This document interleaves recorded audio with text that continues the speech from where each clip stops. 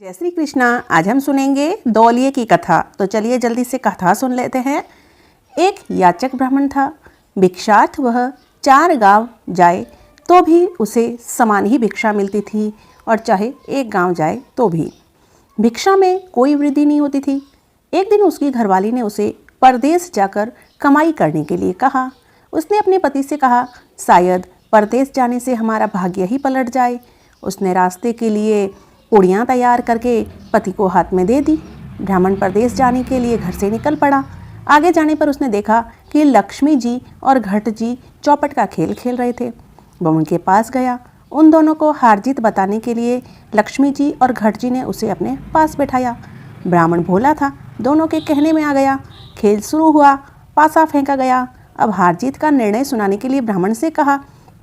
ब्राह्मण ने सोचा कि लक्ष्मी जी तो आभूषणों से लदी हैं और घट जी तो ठन गोपाल हैं। लक्ष्मी जी को प्रसन्न करने के लिए कह दिया कि लक्ष्मी की जीत और घट जी की हार हुई है।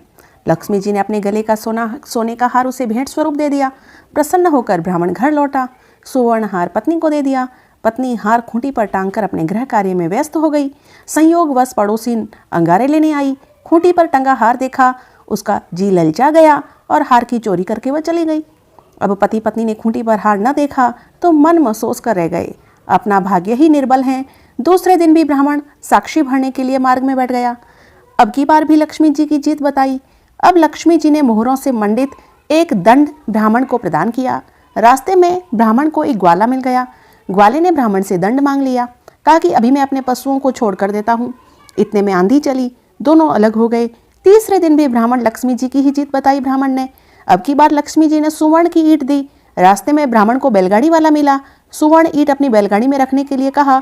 गांव आने पर आपको सुपुर्द कर दूंगा, ऐसा कह दिया। ब्राह्मण ने ऐसा ही किया। बदकिस्मती से रास्ते में धुआंधार बारिश हुई। गाड़ीवान और ब्राह्मण अलग हो गए। घर आने पर ब्राह्मण ने लक्ष्मी जी का दिया हुआ उपहार मांगा। ब्राह्मण ने कहा कि लक्ष्मी जी का दिया हुआ उपहार हमारे पास रहता ही नहीं है। ब्राह्मणी ने कहा कि स्त्री चतुर होने पर भी पुरुष से कभी जीतती नहीं है, कल घट जी की बात बताना। चौथे दिन ब्राह्मण ने लक्ष्मी जी की हार और घट जी की जीत बताई। फैसला सुनकर घट जी ने कहा, ब्राह्मण तू भूलता है, मेरे पास तो देने के लिए कुछ भी नहीं है। लक्ष्मी जी के पास तो देने के लिए बहुत सारे आभूषण थे। ब्राह्मण ने कहा कि आज मैंने योग्य फैसला सुनाया है। घट जी ने अपनी जटा फैलाई। जटा ऊंची नीची की तो एक पुतला निकला। ब्राह्मण से कहा कि मार्ग में मुझे जो प्रथम वस्तु मिले पुतला देकर ले लेना। रास्ते में मछली बेचने वाला मिला। पुतला देकर गुप्त मछली खरीद ली और गीले रुमाल में बांध ली।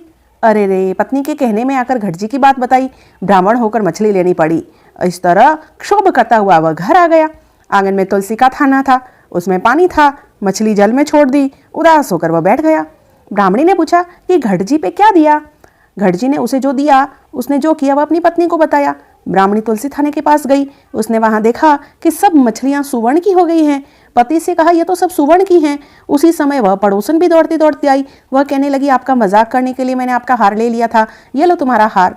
ग्वाला भी आ गया, उसने भी दंड वापस दे दिया। बैलगाड़ी वाले ने आकर सुवर्ण की ईंट भी दे दी। ब्राह्मण की गई हुई सारी वस्तुएं उसे पुनः मिल गई। दिन फिरने पर ही देव सहायता करते हैं।